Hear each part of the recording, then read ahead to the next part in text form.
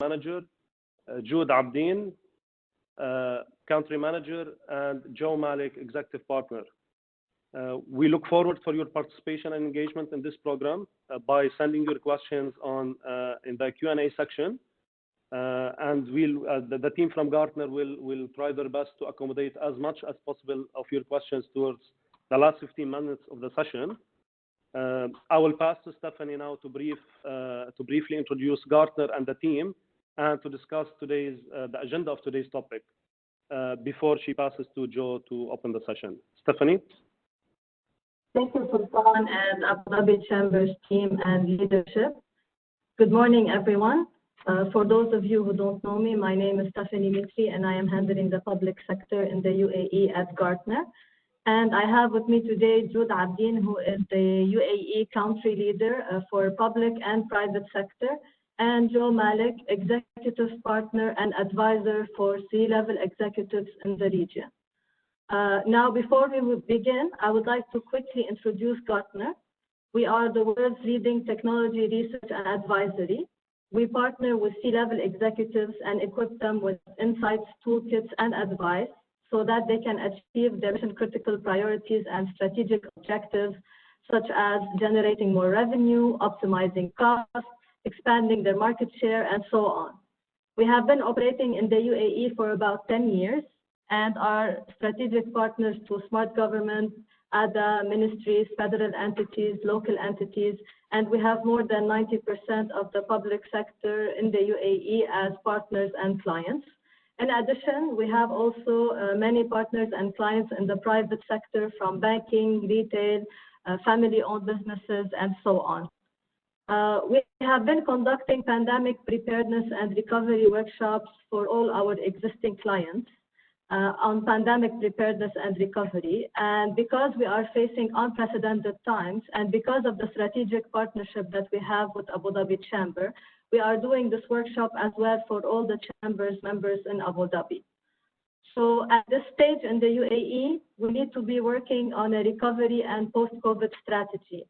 As you know, His Highness Sheikh Mohammed bin Rashid Al Maktoum directed a series of intensive government sessions that include ministers, agents, executive councils, and international experts to start formulating the UAE strategy for post-COVID-19 in a way that will benefit all economic and social sectors in the Emirates for growth and stability. So in our meeting today, we will be covering the post-COVID strategy and the return to the new or the next normal across employee protection and HR enablement, technology readiness, facilities management, cost optimization and cash flow, strategy and risk management, continuity and resilience. And then we will finish with questions and answers that you can answer in the questions and answers window on the screen. So I will not speak further. Joe, the floor is all yours. Thank you. Thank you. Just to start, my name is Joe Malek, and I'm an executive partner with Gartner. So COVID had a different impact on all of us. It was a unique situation that happened. And as we see from the slide, a lot of industries faced unprecedented impact on their value. And even we heard that the word unprecedented is being used exponentially these days. A lot of these industries are going to have their market capitalization wiped for a period of time. Some of them might recuperate quite easily. Some of them, it's going to be 2 to 3 years, such as the airline industry, which might take it up to 2023 to recuperate. From that perspective, however, we've moved from the phase of pandemic response to pandemic recovery. And as we move through these phases, our focus has to shift from actually protecting our value to move again into creating value, which is basically operating in the new norm or the new status quo. We've noticed that post-crisis, there have been some changes to the new norm, I would say, in terms of citizen behaviors, in terms of supply chain, in terms of regulation, in terms of work practices, business continuity, as well as financial management. Citizens are used to digital channels. Supply chains are going to change. We have to be more independent. Regulations, especially from healthcare perspective and safety perspectives, are also changing. Our work practices are going to be a mix of on-site work as well as remote work. Business continuity is going to be a status quo, and we're going to be much more diligent in terms of our financial management. So, how does work post-COVID change? First, our society is more digitally savvy. All of us are using digital tools. Even the elderly population has adopted some type of digital tools. So we're more digitally savvy. We're noticing a lot of digital authentication rising as well. 50% of employees, including yourself, most probably are going to continue using some of the tools that we've been using during the time of COVID, especially just to clarify, is the voice clear? Because some of the participants has mentioned that. Stephanie, can you hear me properly? Yes, I can hear you properly, Joe. Okay, so I'll continue. So almost 50% of the employees would like to continue using the tools they have used during the lockdown. We're going to see a massive change in the supply chain and the restructuring of the supply chain. On top of that, when we surveyed our clients, 74% of companies plan to shift to more remote work. And if we look at this breakdown, we noticed only 26% of companies are coming and saying, we're going to have zero remote work after COVID or post-COVID. But a lot of them are going to continue this remote work. And we're hearing all the technology giants like Facebook, Google, Twitter, all of them are going into remote work as a norm. In addition, there will be changes to the office environment. There would be a need to adopt the 6 feet office. We've been very happy with the open office culture. It was gaining traction. However, this is planning to change. Cubicles are going to come into play again. There would be an increased demand for remote work. And this means an increased demand for scheduling across multitude of applications, from scheduling offices, from scheduling parkings, from scheduling meeting rooms. Even we expect in certain situations that people attending a particular meeting would be available in the office together, but they will still join virtually. So appointment management is becoming very important. In addition, there would be a tracing of physical meetings. A lot of the enterprises we're noticing these days are enabling their surveillance applications to have an AI layer where they track people movement, see who's going in, who's going out. For a particular reason, in case of transmission, they will be able to easily track the different attendees and inform people. There would be changes to the workplace. From a technology perspective, we used to be in a very safe zone. It's an end-to-end controlled environment by our IT. Now, we're working from our home. Our Wi-Fi is under attack. So we have a much uncontrollable environment that can create different security threats for us. We need to be very mobile between our home and office. If a pandemic wave 2 comes, we need to be able to move back to our home, working fully from home without any interruption. We're noticing more focus on authentication as well, a lot of focus on bringing your own home office. There's a focus to reduce the performance gap between office and remote work. So what happened before in terms of work disruption, hopefully, if we have to go back to work fully from our home, would not be the case. Certain organizations are enacting a homework office kit. We all had our challenges moving back to our homes and working. Not all of us had offices in our home. Even myself, I had to adapt. And now, a lot of enterprises are giving you a home workplace kit that you can start as part of your onboarding processes. Also, from a technical perspective, we're noticing the rise of web-based interfaces. We've seen a lot of application gaining ground, but now we're seeing, again, web-based interfaces gaining ground for security purposes, especially for enterprises who want to give access to third parties and want to give access to people beyond their geographical presence. So As Gartner, we created a framework which is based on 3 stages. The short-term stage, which is the 2 months, and this is ending at this point. The medium term, as you return back to office, and the longer term, which is the 4+ months, where you refocus on value creation and growth again. In the short term, we're seeing pandemic preparedness, employee protection, remote access, and communication management as the key themes. And I guess all of us can relate to this.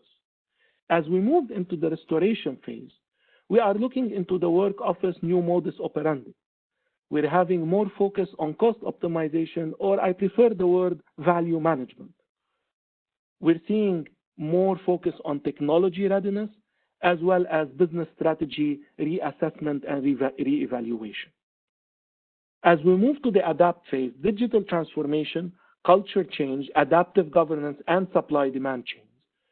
All of these are going to be themes that would require a set of initiatives in order to be active in the new norm and to support growth of any organization, being a private sector or a government entity. And finally, security and cybersecurity is a theme all across the phases. We've noticed globally that security threats have increased by 3.5x, that is 350%, and this is quite substantial. So to take one by one and to start with the pandemic preparedness. As you go back to office, you need to make sure that you're aware of 2 areas. You need to make sure you don't spread the disease, and make sure the disease is not spreading within your team. So there's a set of action items for each one of them. So I'll try to, for the sake of time, to summarize these action items. But some of the organizations are putting a risk monitoring application. And a lot of governments have already enacted this risk management application. We're noticing that there is a visit handling procedure that is being enacted in place. So don't expect that you can have the same number of visitors coming. There is special COVID governance that is being enacted in order to raise awareness.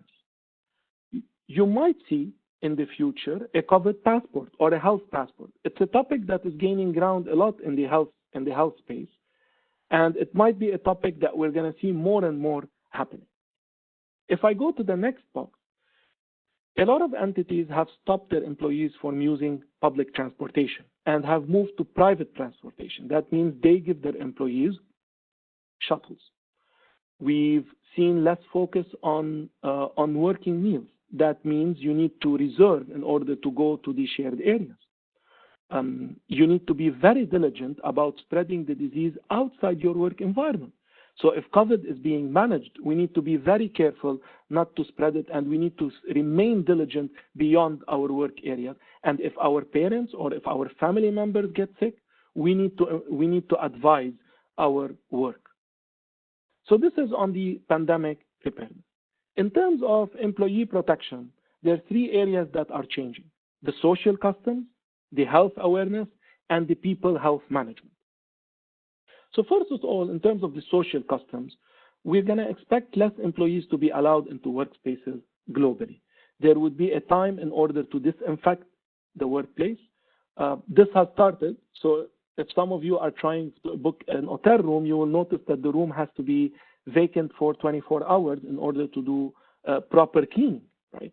So there will be stricter policies enacted in place. You might not let your vendors or your subcontractors to come and work on site, or your consultants even.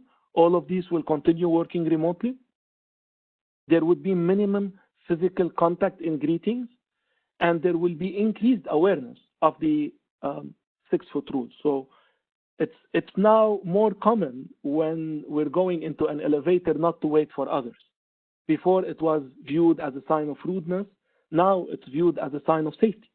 So a lot of the social customs that we used to see before are going to change. And our understanding of these customs is going to change. In terms of health awareness, mandatory masks, even gloves, are becoming the norm. We're going to expect a lot of random visual and temperature checks wherever we go, and this is very normal. There would be more sterilization happening. Social distancing is here to stay for a while. And even there will be some basic health training in certain organizations in order to help employees in case of crisis. In terms of people management, at Gartner, for example, we've limited travel. And this is a way in order to manage our people health. There would be different policies enacted for people who have to go and meet others, or have to, for example, people who are working on manufacturing lines. They would have different policies than people maybe working remotely and people who are working behind their offices. For new hires, there would be a set of screening processes that previously did not exist, including health screening as well. We ourselves have an obligation to exercise in our homes and to maintain our physical health as well as to track it, because we cannot stay in front of the computer 12 hours a day without exercise. One of the practices that we recommend is to have in your calendar an hour for lunch as well as an hour where you exercise as well. Some of the organizations have even went a step further. They've enacted psychological support for their employees. This is very normal. We've even reading articles these days that the suicide rate has increased. So a lot of organizations are very diligent about their employees and are really trying to help them emotionally, health-wise, financially, and professionally. Because this is time of instability. And we all have instability in terms of our life, personally, in terms of our career life, and in terms of the professional life as well. So communication management. Communication management is another area which is very critical. You need to make sure as an individual that you are in touch with your counterparts. You cannot lose the human touch. We as an organization have to have the right messages, because the messages we send our team are the messages that the team sends to their community. So we have to be very diligent about the messaging we're doing. And we need to have reliable and communication which is very transparent. So first of all, in terms of making sure you stay in touch, we highly recommend for managers to have coffee chats with their employees on a daily basis. We recommend as well as an employee to touch base with your colleagues, to schedule meetings, or even to call them, just to have a friendly chat. Don't wait for them to call. Leverage as much as possible the communication tools that you have in place. Make sure that your data is also up to date, because in case something happens, you need to be able to get in touch with the right people in the right time, and maintain the crisis management team in place. In terms of preparing messages, entities have to have the right internal and external communication people in place. They have to have the right spokesman, the right holding statements, and the right communication plan. A lot of the companies that I know and the government entities that I know have enacted an intranet portal where employees can go in and track fully the latest updates that are happening. In terms of being as well efficient, it's our role as a company, as a government entity, as well as an individual to really only focus on factual, credible data and to minimize any data that can create a negative impact on society. We need to improve the efficiency of communication through leveraging the digital channels. We need to be very diligent in monitoring the social media, as well as providing a single source of truth for our employees. A lot of entities as well are rolling out an emergency and mass notification system to advise all their employees in case of emergencies or in case of change in terms of the regulation or the policies that are being enacted. Remote access. Well, we've been in the biggest remote work experiment, I would say, for the past 3 months. It started with China, and now it's spread to the rest of the world. There's a joke happening, and I guess a lot of you have seen it. Who is responsible for your digital transformation? It's COVID-19. And this has been the case. COVID-19 has accelerated remote work adoption. And our role going forward is to make sure that it continues being efficient. We need to focus more about collaboration. We've seen a lot of adoption of meeting solutions, but really we need to not just boost meetings and web conferences, we need to boost collaboration through the digital channels. And the culture of out of sight, out of mind has to change as well. In terms of making remote work more efficient, initially we all expect a certain dip in productivity. The dip comes because of different challenges of us being able to set up our offices, challenges in entities being able to reach employees, challenges in technologies, challenges in policies, having the right policies in place. But as we proceed, as we go forward, and as we enact metrics which are focused more on outcomes, as we enact more, as we monitor more absenteeism, as we monitor employee productivity, as we fine-tune our organization structure, we have to enhance the efficiency of remote work. We are seeing certain teams who are even more efficient at remote work and are expected to continue working remotely than teams than when they were on premise or they were in the office, because you don't have transportation time anymore. You can have back-to-back meetings in certain cases. So a lot of these things are actually adding efficiencies on the long run for remote work. In terms of collaboration, I would like all of us to reflect on what type of collaboration tools we're using. We're using a lot of meeting solutions, but collaboration will become the name of the game going forward. We need to expand it. We need to be able to run workshops, brainstorming sessions, strategy meetings. All of these needs to be done seamlessly through online channels or through digital channels, digital channels. You need to be able to work everywhere, not just in your office, not just in your home. And this is creating a lot of flexibility for people. And it's going to become more and more important going forward. We're going to see more focus on large-scale virtual meetings, not just simply small team meetings. We're seeing maybe events that used to happen face-to-face are going to move and going to happen in virtual meetings. For us parents, nurseries and schools are actually thinking about a hybrid model of virtual education going forward, even after COVID, as well as face-to-face. So this is also changing as well. Finally, there's a lot of discussion that happens, if I am out of sight, am I out of mind? And hence, we always recommend for all employees to maintain contact with their colleagues as well as their managers, to have team breaks, to have even team activities.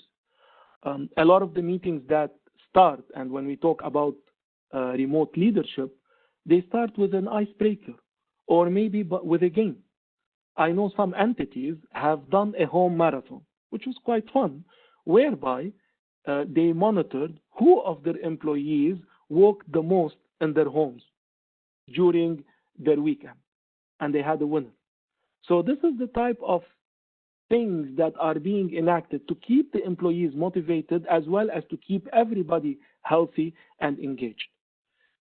And for you specifically, across these 4 dimensions, you need to have a plan. You need to have a plan about your work.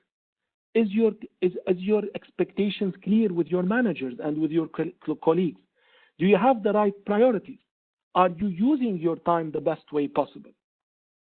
In terms of your growth, what opportunities do you want to go forward with? Are you working towards these opportunities? In terms of your relationship, are you really maintaining your relationship? Are you having still the friendship type of relationship with your colleagues that you used to have when you used to work from the office? Well, maybe it makes sense for you just to randomly call different people and talk to them, just to maintain and to build new relationships within your entity or within your company. In terms of your workplace, it is properly secured. Do I have the right access to the information that I need, and do I have the right support?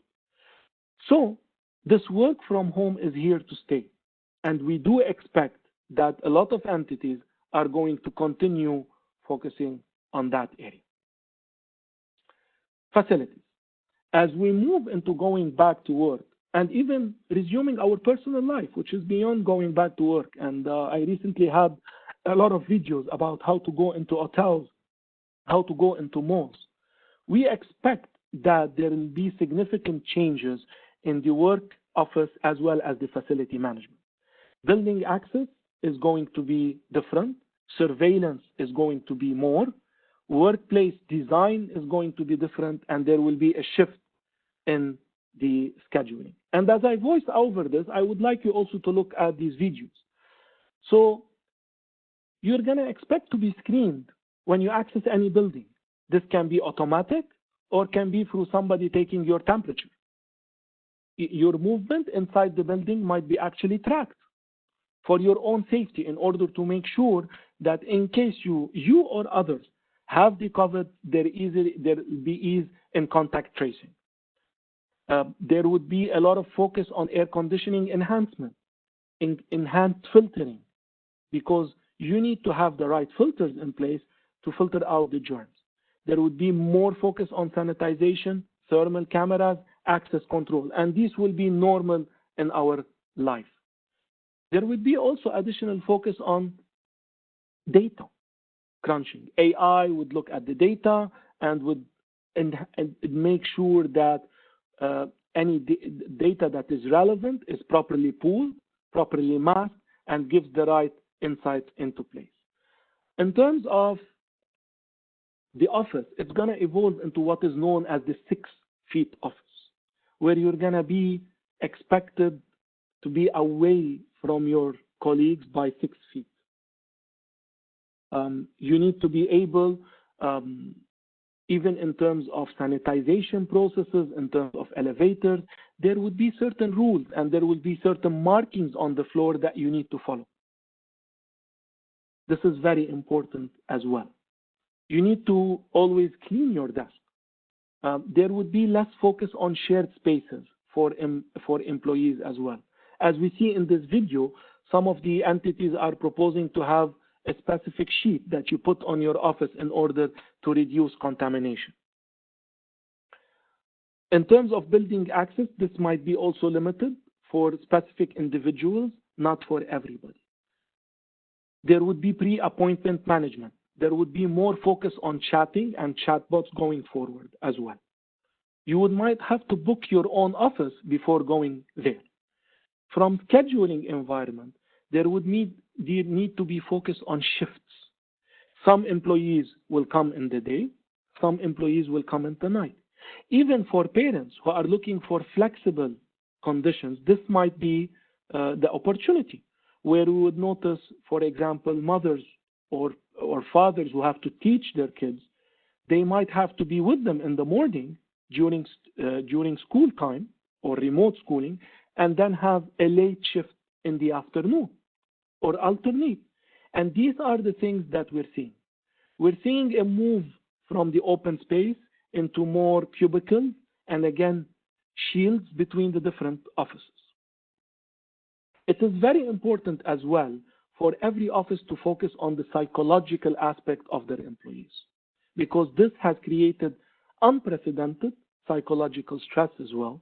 And a lot of the people are actually, as I mentioned before, are having certain strategies specifically to enhance mental health of their employees.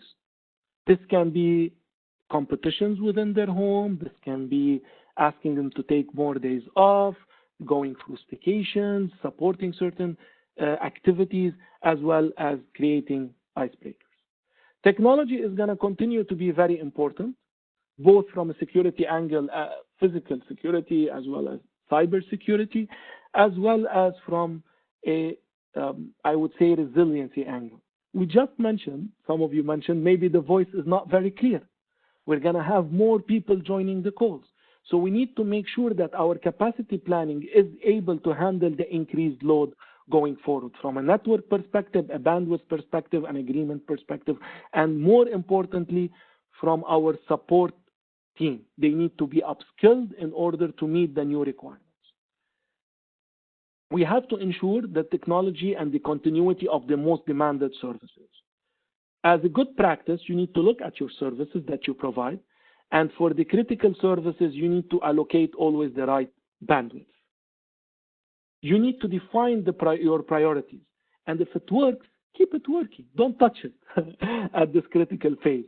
So things on the technology like revising non-critical applications, re-evaluating some of the projects, re-evaluating priorities are very important to look into. We're noticing that some of the projects are stopping, whereas some of the projects are moving forward and are being simplified as well. So you might want to consider simplifying your technology in order to ensure its reliability going forward and to ensure that it is bulletproof or it is stress-proof. In terms of security, we all have to be diligent in terms of security. It is up to us as employees and as citizens to anticipate threats as well, not to open links that we're not aware of, to be very critical, to do our homework, and it's up to organizations as well to give security testing and to give security awareness as well. Just for the sake of time and to open and to keep the last 15 minutes for questions, I'd move a bit faster in some of these slides. Cost optimization is a theme. Tarshid al-infaq, as I would say in Arabic, is maybe the talk of the hour right now. And in order to be able to optimize that, you need to think proactively of the new economic scenarios. There's different economic scenarios out there. There's a good case scenario, which we're hoping in the coming months, things will open up, no pandemic wave 2, and we'll go into a good economic growth. And hopefully by the end of year, we're compensating. There's a different economic scenario where we're going to have different phases of going in and out of this, shutting the economy, then activating it, or maybe operating in a more core operation. I would say focus on core functionalities. And this would take longer to recover. And there's also the doomsday scenario where it's going to take us till the end of the year or till a vaccine comes into play and we're going to continue in this disruption and there's a recession happening. So it's kind of like a black box at this. And you need to plan for all the economic scenarios. And you need to be able to address these. But when it comes to your cost optimization, and I mentioned I don't like the word cost optimization, I like the word value management. There are 3 pillars that you need to look into, and they're equally important. You need to look at cost cutting, and that's normal. You need to eliminate, rationalize, and renegotiate. But you need to be very diligent when you look at cost cutting. Haphazard cost cutting can impact your growth and can impact your recovery if you don't do it the right way. You need to do it with the mentality of also reinvesting the savings to drive efficiency, to drive productivity, and to drive spend to improve performance. And this is where the role comes of the management to make sure that whatever we cut in order to optimize the cost and, more importantly, in the future, to create value. Some of our projects need to stop because they will not create value in COVID or in the new norm or in the remote workspace. But that value, we can use it somewhere else and prioritize different projects and plan ahead and create new value growth and new partnerships and new business value-driven initiatives. So that's also quite important to look into. There's a set of things that has happened already, like freezing travel, events, etc. And as we manage these, we need to be diligent on allocating the resources that we freed into the right investments. Another key area that I would like to talk about would be business strategy impact. Our business is going to be impacted. We are expecting to split our teams differently. We are expecting to look at the resources differently, and we expect some new legal and regulatory compliance to be in place. So in terms of splitting your teams, it is recommended that you look at identifying the right roles, having some people continuing to work remotely, and make sure that your key critical team members have redundancies. And if they don't, maybe contracting third parties that can help. It is important to look at your resources and make sure that they're properly managed, as well as from a compliance perspective, anything in terms of data protection, in terms of employee contract, in terms of regulatory constraint, these you need to look into them very diligently. So this is on the recovery phase. As we move into the full restoration, digital transformation is expected to accelerate. So whatever you've been planning for the past 3 years, maybe you've implemented it, or you've implemented a significant part of it in the past 3 months. But we need to continue governing properly the digital execution, and we need to accelerate. Another area is culture change. All entities are implementing a culture initiative. A culture initiative is very important in order to maintain the morale of your employees. We all feel a bit down from time to time. It's routine. We wake up in the morning, we get up, we drink maybe our coffee, we see our kids, we start working, and there's a blurriness between our work and home, because it's now expected to have back-to-back meetings. It's expected that we take calls at 12 midnight. We're expected to be available anytime, and it's weird if you're not available, and even the work has increased on us. So that's why culture is becoming a very important area. We need to relook our supply and demand chains to be more independent. Some of the things were no longer available because of disruption in the supply chain. So all companies are looking into their supply chain. They're looking into diversification. Governments are looking into enacting more manufacturing in their own countries. We've been blessed in the UAE, but a lot of countries had some food shortages because they didn't have the right food plans in place. And at the end, our governance has to be adaptive. We need to be able to switch back and forth depending on how this will evolve in the future. So as the last slide, before I open the floor to questions with Sultan, is I wanted to leave you with this graph from Gartner.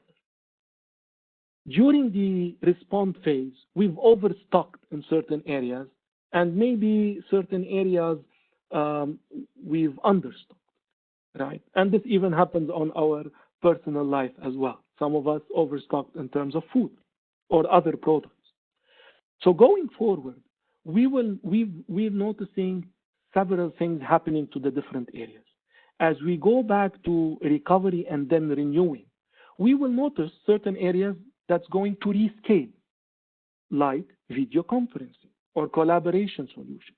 These things have went up and are going to continue to rescale. We're going to notice areas which is going to be reinvented. This can be the services that you offer to your customers. You might need to reinvent them in order to keep your business alive. We would expect some things to return to normal, right? Both if they were overstocked or if we had some shortages in them. We would expect some things to reduce. A lot of companies are planning to reduce their office space, and this is quite normal going forward. And we would expect some things to retire, like maybe, I would say from a technology perspective, the desktop. Even in terms of practices, we would expect some things to be retired. And this can be applied on the technology, on the culture, on every single area of your business.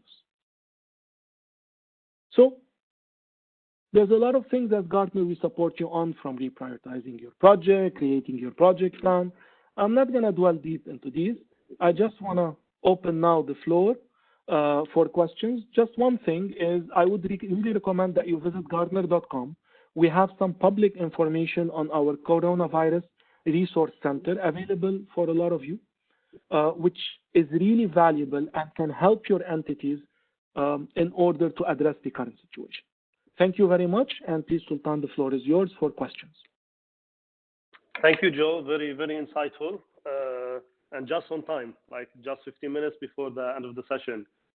We're receiving a lot of questions, mainly around privacy, technology, diversity, mental health, and many others.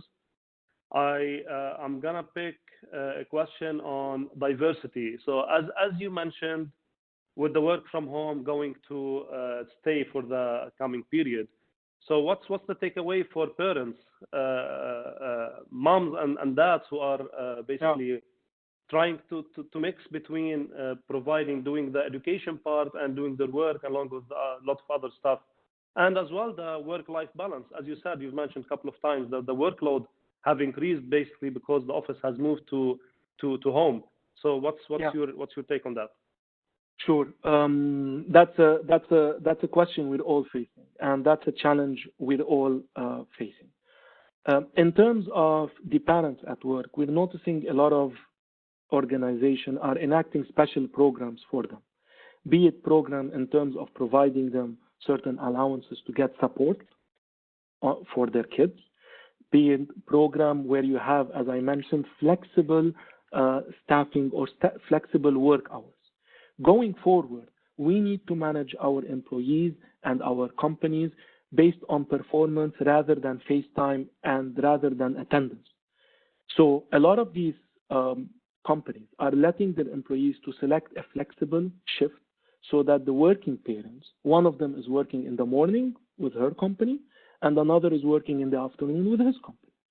And this creates a lot of support and a lot of flexibility for the employees because they're able to help their kids as well as continue working. And these are the areas where entities can help working parents to maintain their workforce. In terms of the workload, this has two aspects to it. Launching a proper culture program, an end-to-end culture program, which helps which changes, I would say, the morale of the employee, making sure that when we start meetings, we start them with some fun. We start them maybe with some jokes.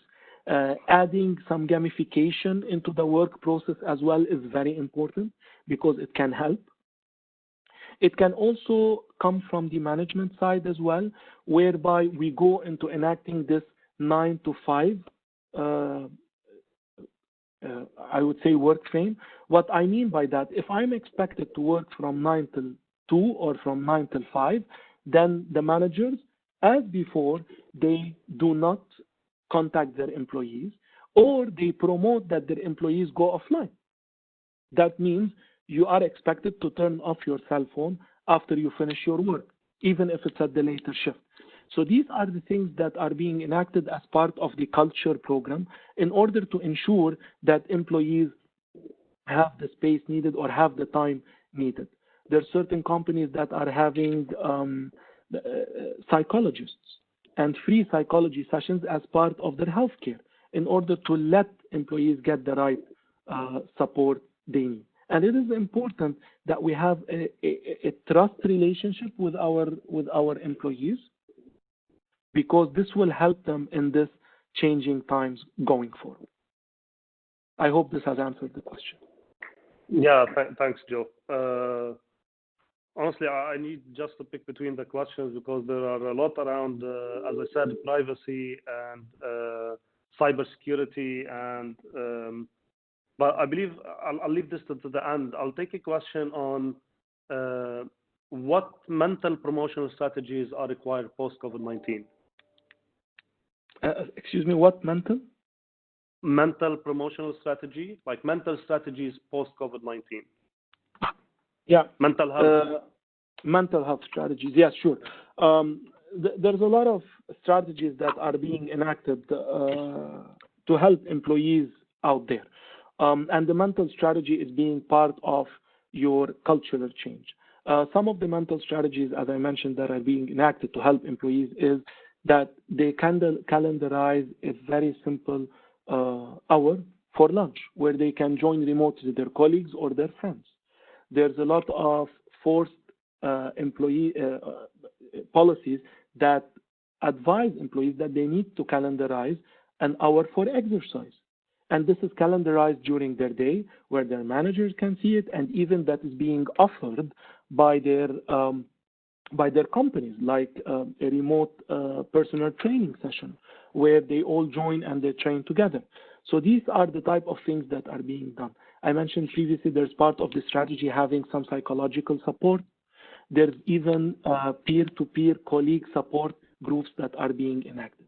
So all of these are part of a mental health strategy that needs to be drafted by each one of these entities based on their requirements, and this needs to be specific for each of the entity based on the employee base that they have, the type of work that they have, as well as the remote work requirements. Interesting. Thanks for this. I'll ask a question on technology. What have we seen as critical technology solutions being adopted by now? That's perfect. I think all of us have seen the meeting solutions. We all are either using Teams, WebEx, as we're using right now, or as we all hear or read as well, Zoom.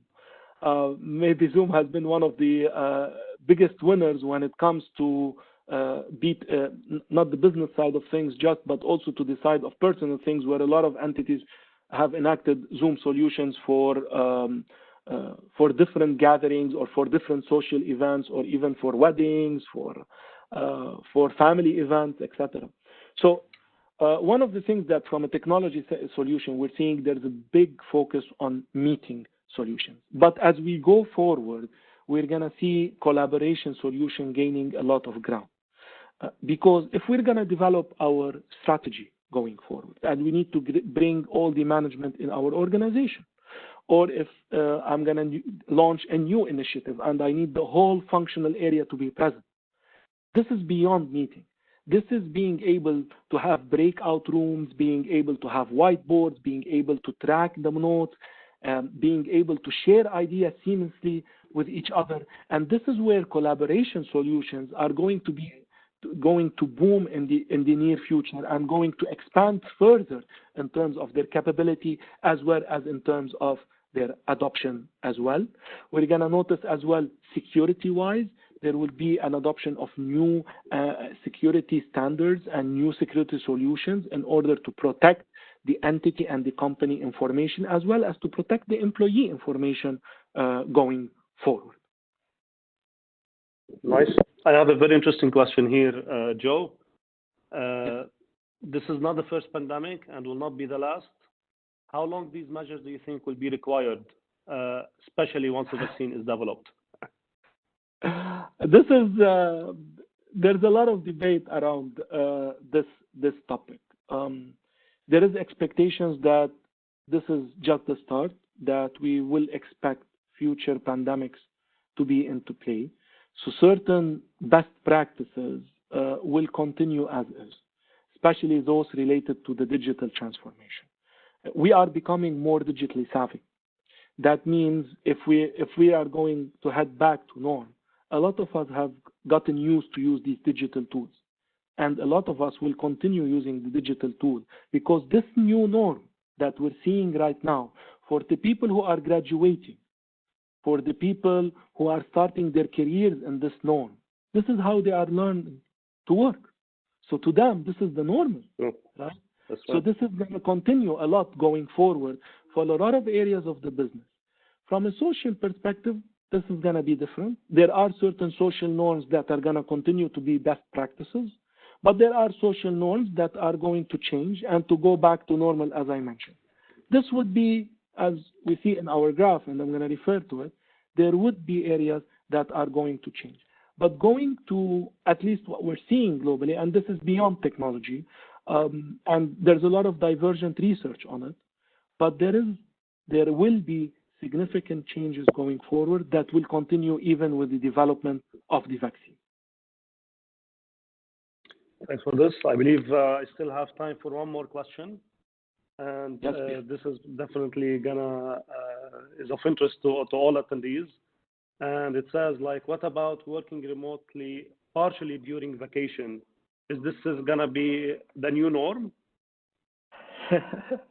So I had this question in a different area when we were talking about education. Now that there's remote education, can I go vacation and have my kids study during the vacation? So it's not. It depends from entity to another. some entities are going to have this flexibility, whereby now you can take longer vacations, even in periods where they're not typically the vacation periods or the vacation seasons, I would say.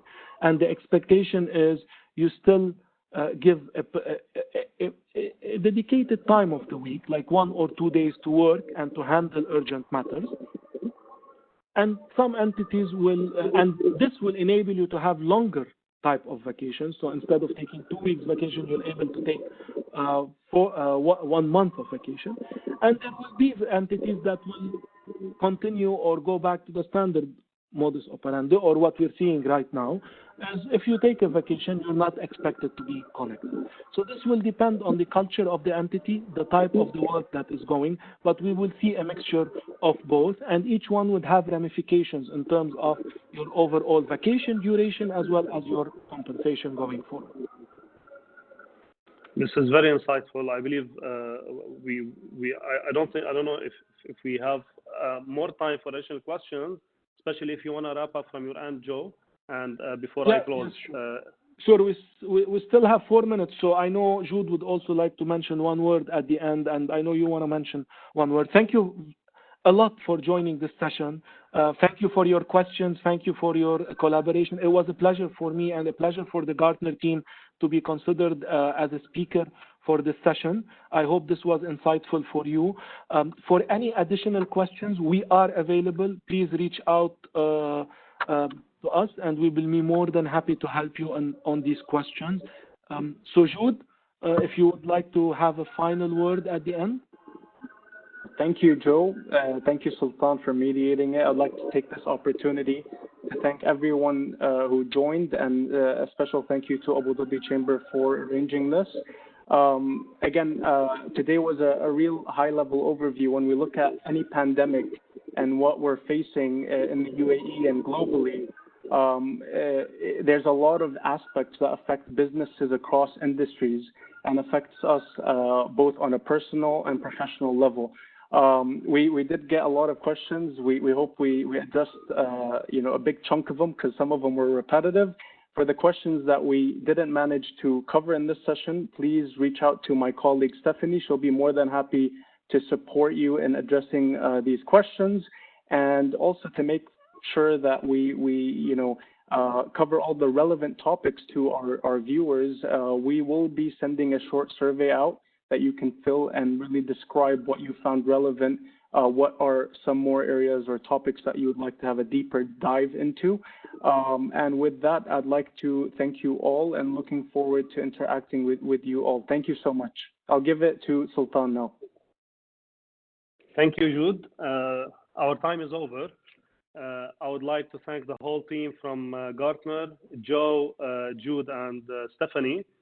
We're going to be again with you in another 2 sessions, one on top 10 strategic technology trends that organizations need to explore in 2020. And the other one is the evolving role of data analytics and artificial intelligence during disruption. We hope you find this session insightful and helpful. Stay tuned for our next session on Tuesday with PwC on supply chain resilience in turbulent times. Until then, stay safe and have a good day.